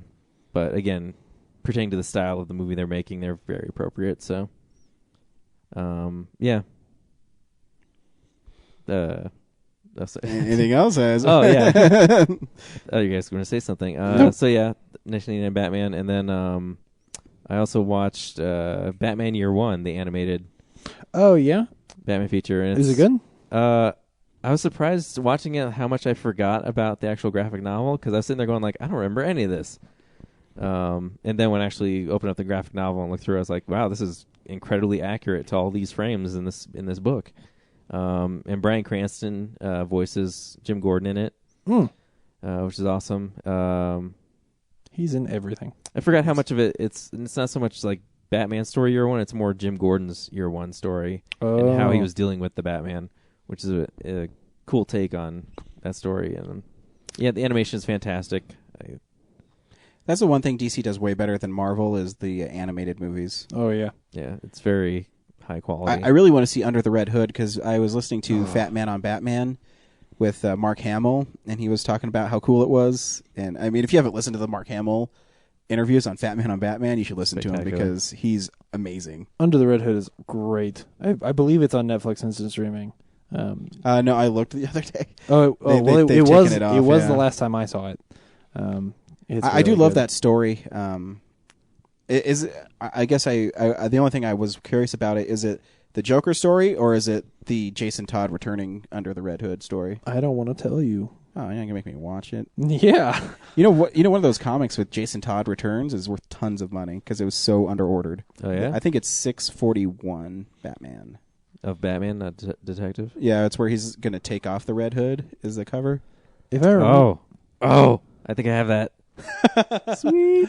If I remember correctly, that movie actually teases you back and forth about which story they're gonna do. Oh, so cool. that's kind of why if I remember right, because I knew that there were two versions of that. So anyway, Because he was talking about Mark Hamill on that podcast was talking about Joe DiMaggio doing the Joker, and he did it differently. He said he liked it. So it was interesting.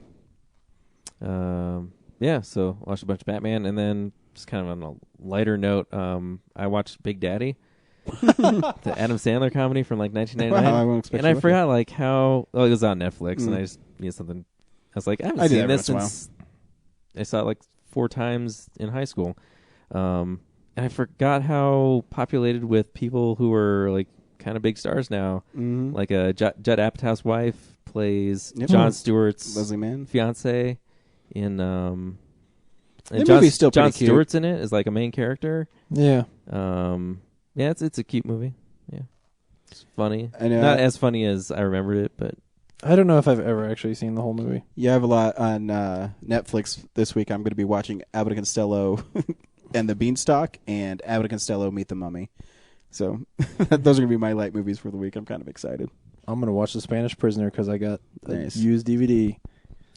Oh, you got it? Yeah, it came in the mail today. Finally. Man, that movie you is have to hard let me to get borrow hold of. that because you Oh, I talk so will. highly of it. It better I be good will. or I'm going to be pissed. It's going to be if it is as good as I remember, it's going to be in my top 5. I didn't know Steve Martin was in it. I was looking at Yeah. the cover of it. Interesting. It's one of the few movies he was ever in before he started making movies.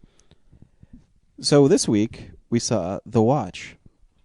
I meant to say serious movies. Brad, should people go see The Watch? I think they should. It's pretty funny. James, should people go see The Watch? I would say rent it. Right now, there's a lot of good movies out to see, so it's good. But Actually, can I amend my thing? Oh, fuck, yeah. Yeah, like in a world where The Dark Knight Rises is out right now, like one before we were going to this, like not to disparage The Watch too much, but I kind of wish we were still like going back to see The Dark Knight Rises because it's out and or even like Ted is still in theater. There are funnier movies, better comedies in theaters right now. right. This one is okay. But if you want to see something new, And this isn't too bad. And I will say, I'll answer the tweet from earlier, it is not better than Attack the Block. Not even close. But it's a different movie tonally, so it's kind of hard to compare them. Yeah. But hey, here's a trailer. I think there's a Red Band one. You should, try to find it because it's funny. I'll see what I can do. Right on. You're usually pretty good at that. If you don't find it this time, I'm going to fucking punch you. There is an alien invasion happening. They're among us. Any one of these people could be an alien.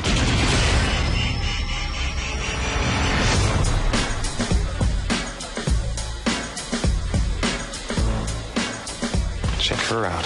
It's like she's studying some new discovery. Some bizarre human circle fruit. Should I put it in my flavor snout? Look at this piece of shit over here. That alien hasn't learned how to eat properly yet. He's so primitive, so dangerous. Motherfucker. That's the kid that's all over Chelsea's Facebook page. Magnums, there's no way your dick's that big. Hey. Some people's dicks are that big. He's right, they're a big seller. Other people have big dicks, bro. I swear to God, I'm gonna rip his dick off. You're gonna need 2 hands, Bobby. All right, Watch. Now it gets real. We're not gonna let Glenview become ground zero for an alien invasion. We can't trust anyone. What are you doing in my yard? We're the neighborhood watch. We're just wondering if you heard anything strange. Why don't you just shut your cocksucker there, dickweed? Nice to meet you. Fuck you, Curly. Why do you want us off his property? There's something we gotta figure out. I think we dress Franklin up as a girl. He goes to the door. I'm not gonna go past second with this old guy, but if I have to, I will. I will use both hands. I won't use a mouth. He may use his hands and may not use his mouth. Well, I think you gotta make it all go down before you get Here's found out. the issue. Worst case scenario, you're getting fucked in the ass. Either way, we're gonna find out who this old man is. Either way, we're gonna get involved in this guy's life. Can I tell you something? That could work.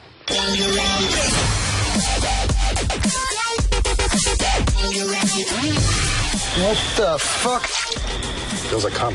Ew. Oh, I dare anyone to touch it and tell me it doesn't feel like cum. Yeah, that's cum. Oh, it's green. It's not cum. I'm saying it's a cum. It feels like cum. The texture, the flavor, the consistency. It's very cum-like. Hey guys, stop talking about cum for a second. I found something. Nobody touches this ball until we figure out what it is.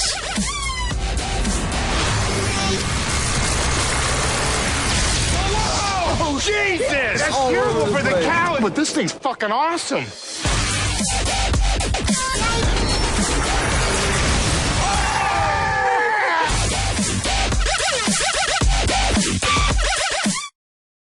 Oh my God, that's so aggressive of you.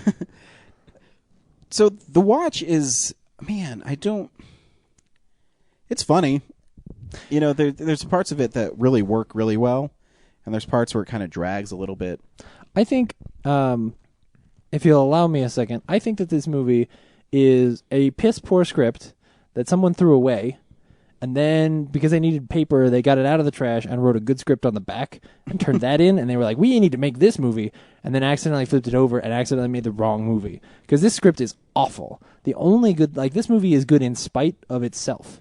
The actors and the little bit of, improv that they do is what makes it really good. The way that they will deliver these lines. But every time that they go into, character moments and they try to have this is the scene where the watch breaks up and they're not friends anymore. It's so poorly written and there's no setup at all. It was so funny though when Jonah Hill was trying to decide between Ben Stiller and Vince Vaughn. Yes, that was, but everything, all the stuff that feels like it was the written part is so stilted and garbage. is you just described exactly what happened with that script.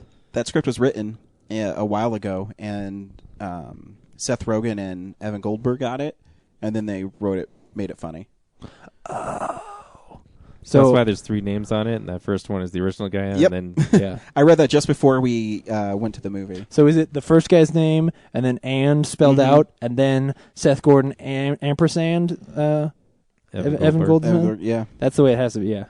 So, yeah, there is some... Yeah, you're right. You know, I agree 100%. There's parts in it where, you know, they have him and Vince Vaughn have a heart-to-heart on the bench, and it seems really boring. But then when Vince Vaughn says a line like "You're dead jizz," I mean, that's pretty funny. Right, exactly. Like it's these little things that get thrown in that's what makes you laugh. You know, actually, one of my favorite parts in the movie is when they're trying to figure out how to infiltrate Arlie Emery's home, and they talk about dressing up Jonah Hill as a woman, and you don't know where it's going, and they just keep on adding on to it, and Jonah Hill is totally on board with dressing up as a woman, and he's describing how far he's going to go, and he's like, I'll go to second base. Okay, maybe you might have to get fucked in the ass. He's like, okay, I'm willing to do that. You can tell those parts, they just keep on going, and the camera just kept on going, and that's all they did. But I also think sometimes, too, one of the biggest problems with Vince Vaughn in movies is he doesn't know when to stop, and they keep on letting him go. Yeah. Because you can always tell when he's just riffing, and he's just being, I'm Vince Vaughn, and I'm going to keep on talking about the tiger and fire and wings, and when you don't need to go, the joke's already landed. Oh yeah. Well, and that it's another thing where it suffers from a lot of the funniest jokes in this movie are in the trailer, and we saw the trailer a billion times. You know, like the joke where they're shooting the alien over and over again. I laughed at that so hard the first time I saw it. Didn't laugh for a second this time. Well, I laughed this when he ran by it and shot it a couple times. Yeah, that one was good. That one was good. And I will say too, it's cool seeing the aliens being a practical man in a suit. Yeah. I mean, obviously, except for when they're doing their jumping or whatever. There was CG stuff, but it was puppetry. Yeah, I mean, but the aliens were really cool. Yeah. I thought. Anyways. Especially that scene where they meet it in the bush. That was really good. That's the thing, too, with Ben Stiller, is I think his movies are are funnier when he plays a guy who's kind of has a screw loose. Yeah. And he doesn't... like, his character is so dumb in the movies that it's really funny, like Dodgeball, Zoolander, where his character is so idiotic, and I think he's funnier that way. I don't like him as much when he plays a straight guy. Yeah. In this one, he's just kind of playing a douchebag straight guy. And I was talking to Brad as well, and Will Forte, he's in so many movies this year where he plays a douchebag with a mustache. That's like his new character. And he was awesome. But the same thing, if anybody else played that part, it would have just been annoying. But he does it, and he does that like, I don't even know how to describe. But see, even little kind of things where he's off camera at the end, spoilers, where they blow up the Costco, and his Ben Stiller's wife is behind the cop car with Will Forte. He's like, oh my God, your husband, he's fucking dead. I know it. You just got to turn the corner and find somebody new. I'm single, you'll be single. And oh yeah, I love Will Forte. He's one of my favorite douchebag characters. I'm trying to remember all the movies in this year. I know he was in That's My Boy, Tim and Eric, this one, and he's basically the same guy. Was he in Casa de Mi Padre? He is in Casa de Mi Padre too. But yeah, he's kind of the go-to. Look at me, I'm a douchebag with a mustache. You shit. Oh, he's in Rock of Ages too. Oh, he is in Rock of Ages. He's a reporter in Rock of Ages. Yeah. Oh man, Will Forte. He's also in MacGruber. You should see MacGruber. That movie's awesome. Yep. But I still think like tonally, this movie is kind of. I don't think it always knows what it wants to be, especially in that first 20 minutes or so when there's all this first of all, let me just tell you, there are not security guards at Costco, and at night the we lights work at Sam's Club. But they do things the same way we do. At night, they don't turn all the lights off. There is a whole crew of people stalking Costco at night. So it just impractical. I'm just gonna say. Anyway, it's like Brandon before Iron Man. Yeah, no doubt. That took you out of the movie. You're like, we don't do that at my place. That's bullshit. This guy would not be able to smoke weed and watch Denise Richards get out of a pool in Wild Things. That was pretty great. The fact that Wild Things was in the movie. Yeah, Denise Richards, you get out of that pool. Or use a forklift to set a chair. Yeah. I've done that. But like the fact that it starts off, I thought this movie was going to, start off and it's we get to know these characters and they set up a neighborhood watch, and then all of a sudden, like, they stumble upon aliens, but it's aliens right from the beginning. Like the first, like that long sequence in the Costco at night is really boring for basically this guy got eaten by an alien scene. And it's that kind of stuff where it's like, what? It just feels like they punched up the comedy in the script, but they didn't look at the actual plot points of the script. Like when, big spoilers, but when the black friend. Whoa! Why can't he just be Jamarcus? Jamarcus. Well, no, because he was so articulate. One of my favorite. Oh gosh, you didn't just say that. One of my favorite jokes in the movie is when Jamarcus first shows up, and the way that Ben Stiller, because Ben Stiller's already told us, like, I don't have any black friends, but I'm in the market for one. Yeah. And Jamarcus shows up, and he's like, oh, I'm so glad, and you're the best kind of person who could have showed up to be in the watch. And I'm like, that's the kind of Ben Stiller I like, where he's kind of weird. You know? Yeah, that was so good. But like the scene where we find out that guy's an alien is so, there's like it's obviously there for exposition purposes and just to move things along. Yeah. And has, so little to do with the actual story. Well, I feel like the movie had the tone where it's like they know that they've found a crummy way to address this plot point, so they kind of embrace the shittiness of it. Yeah. But I don't think that it was funny enough or self-aware enough before that for that to play right. I mean, I was sitting there going like, oh, God, you got to be kidding me. Like, yeah. This is how you're going to just... But at the same point, like, then there would be jokes that were great that you would love, or there would be... Where Will Forte tries to put his partner's heart back in him after he gets it ripped out. Yeah. Just remember that. Or how awesome the shot is when the aliens are all running past the thing. Oh, no, the scene when they get to the thing that's supposed to send the signal, and the guy who's an alien shows up, and they're asking him, and he's just like, I don't know, like, that part looks important, because, like, it's light enough up there. Like, him describing the thing that's going on. Do you know how your cell phone works? Yeah. I think my favorite part was when they go to Franklin's house and they have that slow-mo walk up to Franklin's door. And he just kicks in the door and then flips off his mom in slow motion. And they go get the guns. Yeah, Jonah Hill was pretty good in this movie. He's kind of unhinged. Yeah, he's not a normal Jonah Hill character, not at all. And all of the nicknames for him were great. Yep. Yeah. But no, it's a hard movie to recommend. It is. I think renting it's probably a good way to recommend it. Yeah. If it ever comes to Netflix and you're bored, watch or it. if there's an unrated version, maybe there's, a bunch of other stuff that was maybe there's more boobs. Maybe, yeah. But yeah, it's weird. I actually knew, I haven't seen it, but I knew it was going to be an orgy and stuff. And oh, really? Yeah. I had a feeling that English guy was an alien, too. English? Oh, yeah. Yeah. Yeah, I didn't say the black guy like you, James. Yeah, he does has a different identity. Laura says all the aliens were tall, so that's how you knew which ones were aliens? Well, I guess that's right. Good wife. Job, Laura. Finding something different. I know, she week. always does that. Good job, honey. But what's his name? The guy from across the street who ran the orgy, he was taller than Ben Stiller. Well, I guess everybody's taller than Ben Stiller.